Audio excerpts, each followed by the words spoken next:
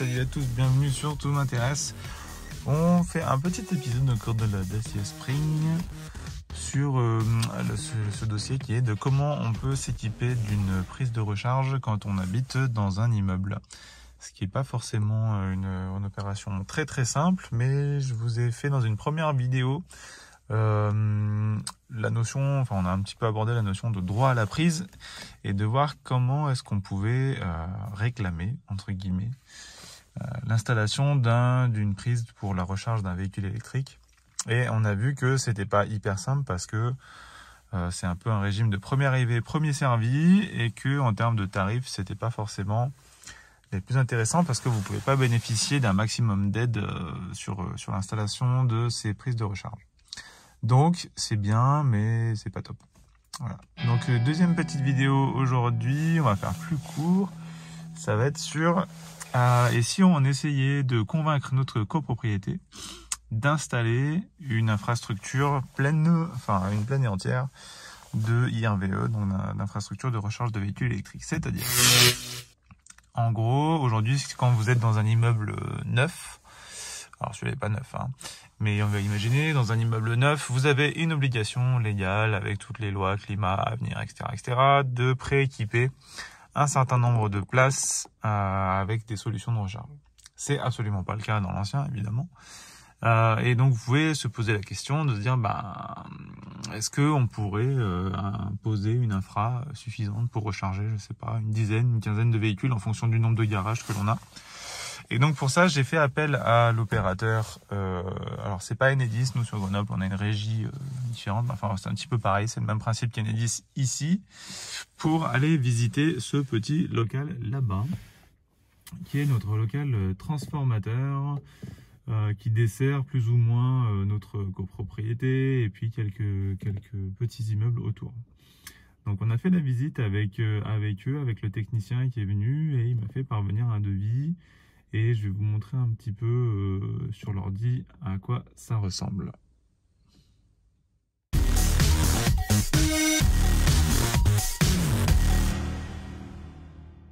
Voilà, je vous reprends sur l'ordinateur pour vous mettre ça avec un petit PowerPoint maison.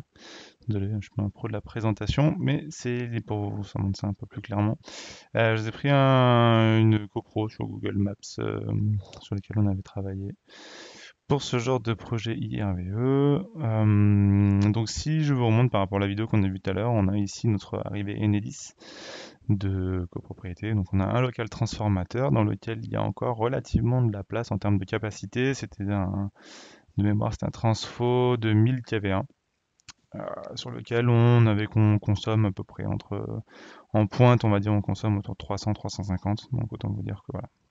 Il y a encore du mou. Sur le transfo, c'était déjà une première condition à remplir pour que ce scénario puisse aller un peu plus loin, parce que si votre transfo est saturé, déjà c'est un peu terminé, parce que rajouter un transfo, autant vous dire que les frais sont juste délirants, ou en tout cas augmenter sa capacité. Donc voilà, ça pose plein d'autres questions. D'ailleurs, ça pose plein de questions pour Enedis au sens large, d'avoir de plus en plus d'infrastructures de recharge. En termes de capacité, de réseau, etc., ça risque d'être un peu compliqué. Bref. À partir de cette arrivée Enedis, vous avez un certain nombre de réseaux qui sont câblés pour alimenter les différentes montées d'immeubles. On parle de colonnes montantes, si j'ai bien le terme. Vous voyez qu'à partir de ce local transfo, là, vous avez plusieurs départs qui ne sont pas nécessairement verticaux tout le temps. Au début, ça chemine horizontalement, mais ça s'appelle colonne montante, colonne verticale. Dans l'idée de dire que c'est des gros tuyaux côté électrique qui vont alimenter un certain nombre de choses. Typiquement, là je vous ai plus ou moins un pseudo Linky qui est sur un appartement. Donc ce Linky va être raccordé sur la colonne montante à côté. Si je vous mets, si on arrive à faire des petits gribouillages dessus. Si on arrive à faire des petits gribouillages. Donc vous avez un Linky d'un appartement qui peut être branché sur cette colonne montante. Et vous allez aussi avoir, alors quand je dis un Linky, c'est au sens large, c'est parce que ici c'est un abonnement pour un particulier qui est dans son appartement. Il faut savoir que ces colonnes montantes, elles appartiennent à l'opérateur. Donc c'est l'opérateur qui les exploite.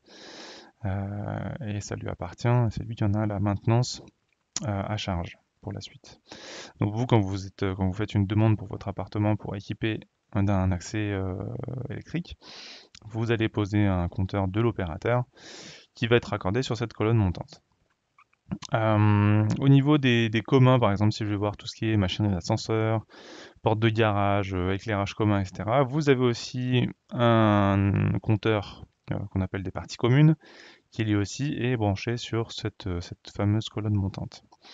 Donc vous avez comme ça un certain nombre de réseaux qui sont déjà tirés.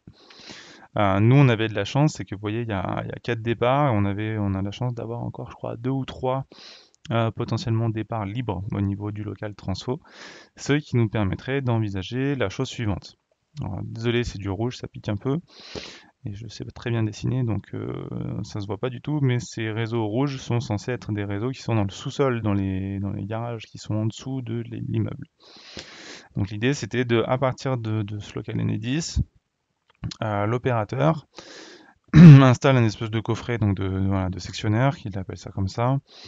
Et ensuite, vu la topologie de nos garages qui sont tous en enfilade là, de part et d'autre de l'immeuble, l'idée c'était de faire cheminer 2 grands câbles que j'ai représentés en rouge ici, un nord, un sud, on va dire ça comme ça, qui permettent d'alimenter en fait la totalité des garages. Donc c'est des câbles qui ont, si on peut dire ça comme ça, c'est des bus. Parce que l'idée c'est que on les pose dans la totalité de la longueur et ensuite quand un garage a envie de se raccorder dessus, il va contacter Enedis, il va contacter un électricien et l'électricien il va venir se connecter, alors là j'imagine que c'est un compteur qui est en train de poser dans un garage, il va venir se connecter au milieu comme ça sur la ligne. Il va faire une espèce de ce qu'il appelle de prise vampire qui va venir mordre les câbles à cet endroit-là pour pouvoir récupérer l'électricité nécessaire à alimenter. Je vous ai dessiné ça un petit peu plus autrement dans une autre vue. Un petit rappel sur la première vidéo que j'avais faite, où je vous mettrai le lien quelque part par ici, sur le droit à la prise, qui était la première topologie qu'on avait envisagée. Donc il faut, là, on donne une vue un peu plus logique des choses. Donc on a l'arrivée d'Enedis, on a la fameuse colonne montante qui arrive et qui monte dans les étages supérieurs.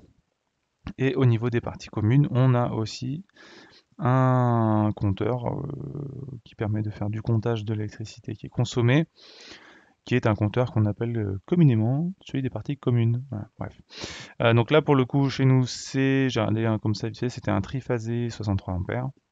Mais le souci qu'on a avec le droit à la prise, c'est que c'est le régime de premier arrivé, premier servi. Dites-vous que sur triphasé 63 ampères, ça fait potentiellement, allez, si on prenait des installations un peu costauds, enfin, entre guillemets un peu costauds, à 32 ampères, 7 kW.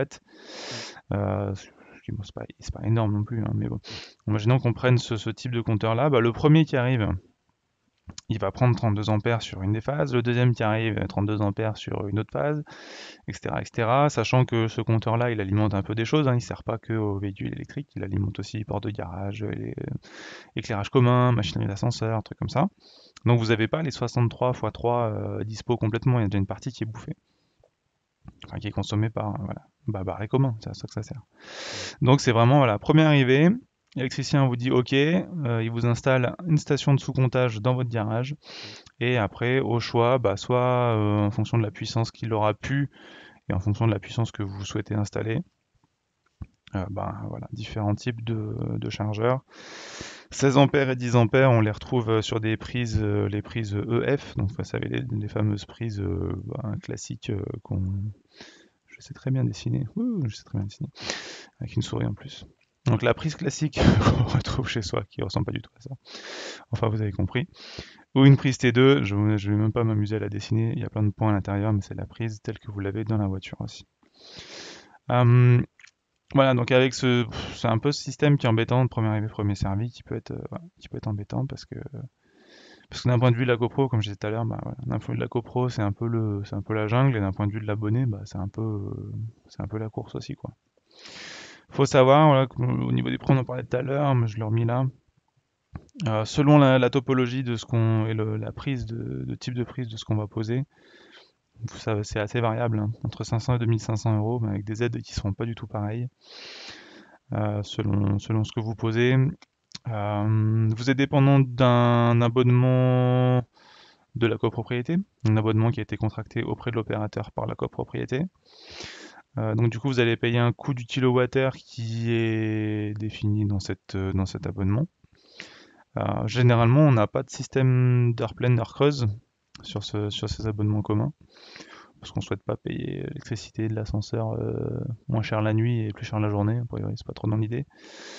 Sauf que au niveau des aides que vous pouvez pas avoir, par contre, ça joue.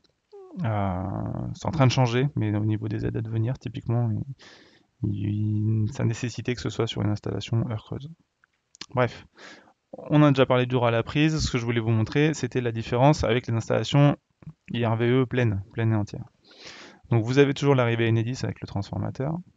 Et cette fois-ci, Enedis est venu poser une nouvelle ligne complètement indépendante des colonnes montantes des immeubles existants.